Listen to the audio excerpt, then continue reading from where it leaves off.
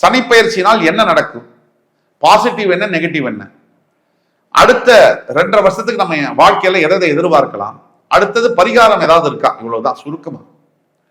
சனி பகவானுடைய இந்த பயிற்சி மூலியமா மேஷத்திற்கு தாக்குதல்கள் இருக்குமா அப்படின்னு கேட்டா கண்டிப்பாக தாக்குதல்கள் இருக்கும். உடனே நெகட்டிவா பேசுறீங்க, உண்மையை சொன்னா நெகட்டிவ், பாசிட்டிவா பேசினா உருட்டுறாரு. இது ரெண்டுத்துக்கும் நடுவுல கமெண்ட்ஸ்ல சொல்றவங்க வந்து பேசுவாங்க. அதாவது எதை எடுத்தாலும் குறை சொல்லக்கூடிய ஒரு கும்பல் அப்படிங்கிறது இருப்பாங்க. நம்ம நல்லதை செஞ்சாலும், நம்ம என்னதான் நல்லது சொன்னாலும், அதாவது எல்லாத்துலயுமே எல்லா விஷயத்திலுமே நல்லது கெட்டது சேர்ந்தே தான் இருக்கும். அதனால ஜோதிடத்தை பொறுத்த வரைக்கும் உண்மையைத்தான் பேசணும். எப்ப பாரு நல்லதை சொன்னா எந்த ஒரு பிரயோஜனமும் இல்லை.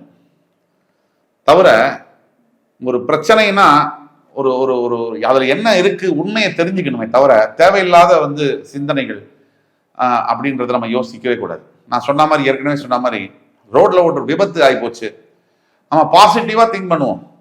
அவருக்கு எதுவுமே உதவி பண்ண வேண்டாம், மனசுல நல்லதே நினைப்போம், எந்த ஒரு ஃபர்ஸ்ட் எய்ட் எல்லாம் பண்ண வேண்டாம், பாவம் பாசிட்டிவா திங்க் பண்ணுவோம்.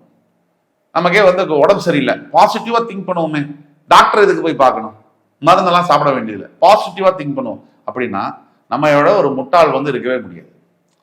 அதனால பாசிட்டிவ் திங்கிங் அப்படிங்கிறது எங்க அப்ளை பண்ணணும், எவ்வளவு அப்ளை பண்ணணும் அப்படிங்கிறது இருக்கு. நம்ம செய்ய வேண்டிய கடமைகளை செய்துவிட்டு பாசிட்டிவ் திங்கிங் அப்ளை பண்ணணும். இப்போ சனி பகவான் 12ஆம் இடத்துக்கு வந்ததுனால 7.5 சனியுடைய தாக்கத்துல முதல் பாசிட்டிவ் என்ன விஷயம் அப்படின்னா அவர் விரய சனி.